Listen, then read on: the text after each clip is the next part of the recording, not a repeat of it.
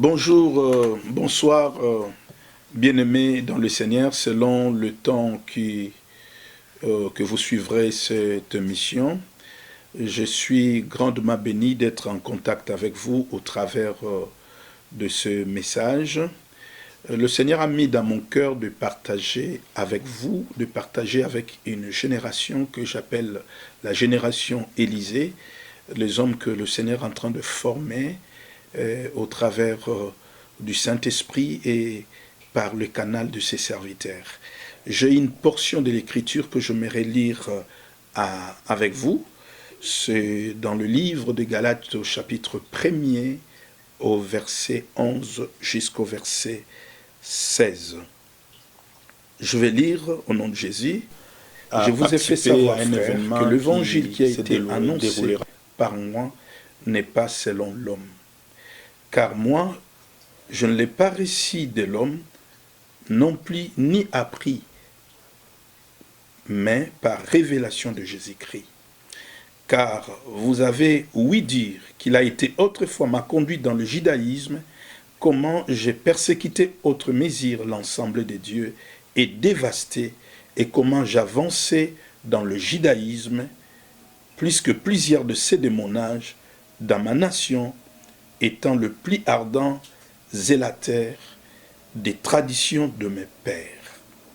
Mais quand il a plu à Dieu, qui m'a mis à part de le ventre de ma mère, et qui m'a appelé par sa grâce, de me révéler son Fils en moi, afin que j'annonçasse parmi les nations, aussitôt je n'ai pris par conseil de la chair ni du sang. Amen. Alors, ce qui attire mon attention au travers de ce passage, l'apôtre Paul nous dit « L'évangile qui a été annoncé par moi ». Quelle est la motivation qui te pousse de prêcher cet évangile? Il est certes vrai, aujourd'hui nous avons pas mal de prédicateurs, pas mal d'enseignants, pas mal d'hommes et de femmes qui annoncent l'évangile de Jésus-Christ. Vous savez, il y a plusieurs mobiles, il y a plusieurs motivations. Il y a des gens qui prêchent parce qu'ils ont un art oratoire, ils parlent bien, soit anglais, français, peu importe la langue. Il y en a qui prêchent, c'est parce que c'est par des concours de circonstances, c'est pour leur ventre, c'est pour des gains sordides. Il y a des gens qui annoncent l'évangile parce que, nous allons le voir plus tard, ils sont appelés par eux-mêmes, ils se sont autoproclamés. Mais il y en a aussi qui annoncent parce qu'ils ont été appelés par Satan. Mais il y en a qui sont appelés aussi par Dieu. Mais l'apôtre Paul nous révèle au travers de la vision apostolique, parce que l'Église a été bâtie par le fondement des apôtres et le prophète, dont Christ lui-même est la pierre angulaire. Je voulais savoir, tu es dans le champ missionnaire, tu annonces l'évangile, quelle est la motivation? Quels sont les mobiles qui te poussent à annoncer l'évangile? Je voulais énumérer quelques points pour de jeunes serviteurs, pour les enfants de Dieu, en l'instar de la race que j'appellerais des Timothée. Ils servaient Dieu comme un frère zélé et un bon témoignage, mais en lui était caché un ministère, en lui était caché un service spécial, un appel spécial. Il y a un appel général où vous recevez Jésus comme Seigneur et Sauveur, vous donnez votre vie à Christ, ça c'est un appel général, l'appel au salut. Mais un appel particulier où Dieu vous met à part pour que vous soyez son porte-parole. La première vérité, la première raison que l'apôtre Paul est en train d'annoncer à l'église des Galates, il donne leur raison, la motivation, le mobile qui lui pousse d'annoncer Jésus-Christ. Il dit ceci, il a plu à Dieu. Il a plu à Dieu. C'est très important. Nous devons comprendre que on ne s'improvise pas. Aujourd'hui, dans le monde, bon, pour nous, c'est un sujet de joie que Christ soit prêché, quelles que soient les raisons, mais essentiel que le nom de Jésus soit prêché. Mais je voulais parler au Fils du royaume. Il y a des raisons. Et parmi la raison, l'apôtre Paul dit, quand tu plies à Dieu, la première raison qui doit pousser un serviteur de Dieu, un homme d'aller dans le champ, être un porte-parole de l'évangile, c'est qu'il doit connaître au plus profond de lui que ce qu'il fait, ça vient de la volonté de Dieu. Dites avec moi la volonté de Dieu. La volonté de Dieu, en fait, c'est ce que Dieu veut. La volonté souveraine de Dieu, c'est ce que Dieu a jugé dans son conseil éternel, bien avant la fondation du temps. Dieu n'est pas lié au temps linéaire, Dieu n'est pas lié au temps. Dieu n'a pas seulement existé avant la création, mais Dieu est éternel. Il n'a ni début ni fin. Et cette volonté, ce n'est pas par un conseil avec les anges, c'est pas un conseil avec de ministres, mais c'est dans sa volonté absolue. C'est ce qu'il veut, c'est ce qu'il décide, c'est ce qu'il conçoit. Et Paul dit, c'est par la volonté de Dieu. Tu ne peux pas te prétendre annoncer aujourd'hui Jésus-Christ si ce n'est pas le fruit de sa volonté. Tu me poseras la question, apôtre, mais comment pourrais-je savoir si c'est la volonté de Dieu? Vous savez, c'est au fil du temps. Nous disons toujours que la mie de la vérité, c'est le temps. Vous savez, ce qui est de la volonté de Dieu est lié aussi au fruit qui émane de cette volonté-là. Bien sûr, on verra certaines ressources. Et je vais m'associer aussi à ce que l'apôtre Paul, parce que j'attribue quand même l'épître aux Hébreux à l'apôtre Paul, quoique certains commentateurs et théologiens vont dire que ce n'est pas l'apôtre Paul, mais Paul est en train de dire ceci. Tu n'as voulu, c'est Jésus qui s'exprime par rapport à son appel, par rapport à sa mission de venir annoncer l'évangile. Il dit, tu n'as voulu ni sacrifice, ni holocauste, mais tu as voulu un corps. Mais voici pour faire ta volonté. Il dit, vous voyez, il y a une action, Jésus répond à l'appel, il le veut, mais ce vouloir-là est lié à ce que Dieu a prévu. Dieu est l'initiateur, Dieu est celui qui initie. Tu ne peux pas t'improviser à participer. Et la Bible nous dit, la première raison que cette génération Élysée, que mon frère, ma soeur, tu es appelé un jour à être mis à part pour être un ministre, être parmi les gens qui ont le 5 ministères, il y a aussi la révélation. Paul dit, ce n'est pas par la chair, je ne l'ai pas reçu des hommes. Vous savez, quand vous recevez des hommes, vous n'avez pas des ressources nécessaires. Quand vous recevez des hommes, l'homme est lié. L'homme, en fait, dans l'homme naturel, c'est ce que j'appelle Adam. L'homme te donne que ce qui est terre à terre. L'homme te donne que la pierre philosophale. L'homme te donne que le raisonnement. L'homme te donne que la scologie. L'homme te donne que ce qu'il sent. L'homme te donne que ses émotions. L'homme te donne que son caractère. Mais Paul dit, l'évangile que je vous annonce, je l'ai reçu de Dieu. Mais il dit par révélation. En d'autres termes, ce que Dieu s'est fait, non pas seulement Dieu veut, mais Dieu fait connaître sa volonté à toi. Donc Dieu communique sa pensée. Dieu te donne des directives claires. La révélation, je le lis à ce terme grec photizo. Imaginez que vous êtes dans une chambre noire, si je me permettrais de dire une chambre obscure, et tout à coup, du coup, il y a une lumière qui surgit sur cette chambre, le photizo. Et l'apôtre Paul, dans sa mentalité apostolique, il va dire à l'église de Rome, il dit, je prie Dieu qu'il illumine les yeux de votre cœur. Vous savez, il y a les yeux naturels, mais il y a aussi les yeux du cœur. Vous seriez apte à annoncer Jésus-Christ crucifié si vous avez reçu la révélation. En d'autres termes, si Dieu vous donne un message clair, Dieu vous accorde un mandat. Il dit la révélation. Il dit non pas seulement la révélation, la troisième des choses qui vous assure dans votre parcours, dans votre voyage missionnaire, que non pas seulement que c'est sa volonté, Et vous savez, il y a 4 phases de volonté, si je peux revenir. Dieu conçoit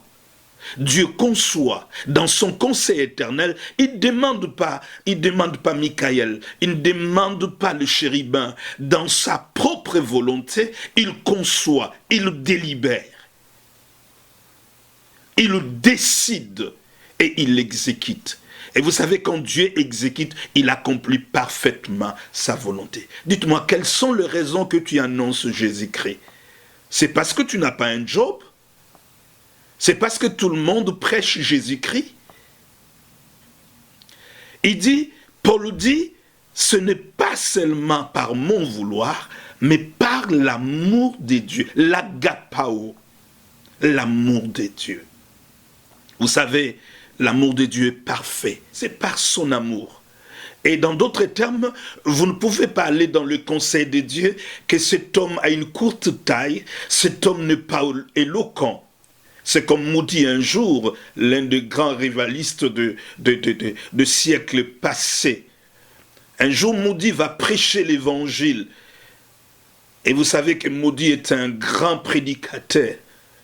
Et il y a un homme dit, qui est celui qui est en train de prêcher l'évangile en assassinant la langue de Shakespeare? Moody va lui dire, moi avec l'évangile que je prêche, je gagne des âmes. Les âmes sont sauvées, les âmes sont délivrées. Et il y a une connexion entre le naturel et le surnaturel. Il y a une transformation de vie.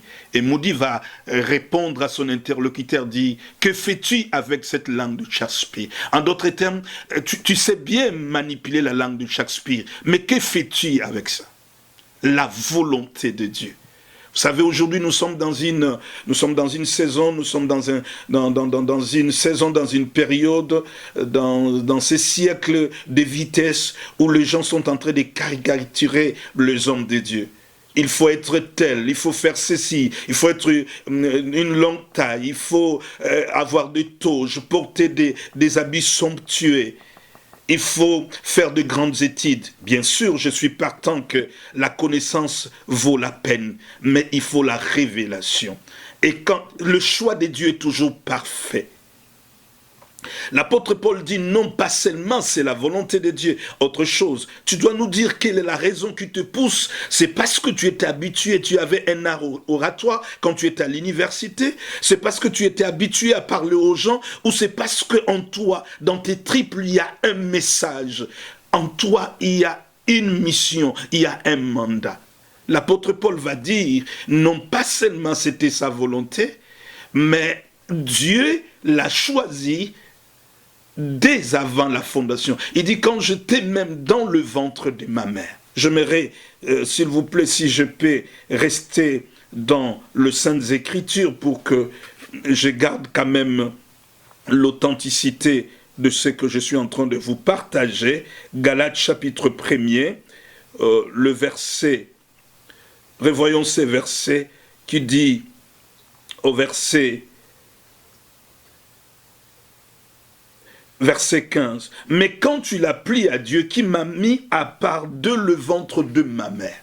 Voyez-vous, vous n'êtes pas appelé. Je ne parle pas de la vocation au salut. Je parle de la vocation ministérielle. Je parle de 5 mains qui symbolisent le 5 ministères. Je parle du doigt de Dieu. Je parle de la réponse à l'humanité. Et il est dit que j'ai été appelé dès le ventre de ma mère. Donc vous ne manifestez pas, vous n'exercez pas votre ministère parce que vous l'appliquez aujourd'hui, mais c'était dans le conseil de Dieu. Il a dit, il m'a mis à part. Ça, c'est le laboratoire éternel. Vous savez, quand Dieu vous conçoit dans son plan pour être une bénédiction pour les nations, une bénédiction pour le peuple, Dieu vous façonne, Dieu vous modèle. Il dit, il m'a mis à part. Voyez, dans un contexte historique, quand vous lisez ces textes, vous allez trouver comme s'il y a une contradiction apparente. L'apôtre Paul il persécutait l'Église. Mais vous savez que le plan de Dieu n'est pas échoué quand vous ne voyez pas encore la vérité, quand vous ne vivez pas encore la réalité. Il dit, il m'a mis à part. Vous savez, un homme qui doit prêcher Jésus-Christ à l'humanité, c'est un homme que Dieu a mis à part. En d'autres termes, c'est un homme consacré. Être consacré, c'est être mis à part pour l'Éternel. C'est m'être mis à part pour Dieu. Donc vous êtes totalement à Dieu. Vous ne répondez pas à vos caprices charnels. Vous ne répondez pas à vos appétits personnels. Vous n'avez pas de motivations charnelles. Vous êtes là pour répondre à la mission divine. Il dit, il m'a mis à part pour Dieu, mis à part pour l'Éternel. Vous êtes consacrés. Il n'y a pas autre chose que les intérêts Jésus-Christ crucifié. Il dit, il m'a appelé. Vous ne pouvez pas prétendre d'aller annoncer l'évangile si vous n'avez pas l'assurance que vous étiez dans ces laboratoires, que vous avez répondu à l'appel de Dieu. Et en cela, je voulais dire qu'il y a plusieurs catégories. Il y a des gens qui sont appelés par eux-mêmes. Coré et Abiram étaient sous la couverture de l'église que Moïse conduisait. Mais un jour, ils ont voulu s'improviser à être de ministres majeurs. Ils vont dire au peuple, souvenez-vous dans le désert, est-ce que Dieu parle qu'à Moïse? Vous savez, leur fin a commencé le jour où ils ont crié qu'ils étaient mis à part pour un ministère particulier. Et dans l'église que Moïse dirigeait dans le désert pour arriver à la terre promise, Moïse avait le mandat de Dieu. Il était appelé pour libérer le peuple et le faire entrer dans la destinée qui était Canaan. Et aujourd'hui, notre destinée, c'est le royaume de Dieu. Être un jour avec le Père. Si je peux me permettre en disant ceci, il y a des gens qui sont appelés par eux-mêmes. Je te conseille, cher ministre, je te conseille, messieurs, dames, si vous n'êtes pas mis à part, si vous n'êtes pas été élis par Dieu, ne vous hasardez pas. Parce que ce n'est pas un travail intellectuel, ce n'est pas un travail philosophique. C'est une vocation, c'est un appel, c'est une dévotion. Et les gens qui sont appelés par eux-mêmes n'ont pas la garantie. Parce que dans chaque appel, il y a un mandat. Et dans ce mandat, ce qui est vrai, vous allez rencontrer des obstacles, vous allez rencontrer des combats. Et vous savez que la neutralité n'existe pas dans le domaine spirituel. Il viendra un moment où le vent va souffler, les tempêtes, le combat, le rejet, la persécution, le manque. Mais ce qui vous garantira, vous savez, c'est votre communion avec Dieu. Là où Dieu vous a parlé, là où vous l'avez rencontré. Et dans l'appel, vous avez le logos rhéma. Vous avez l'ainsi par l'Éternel.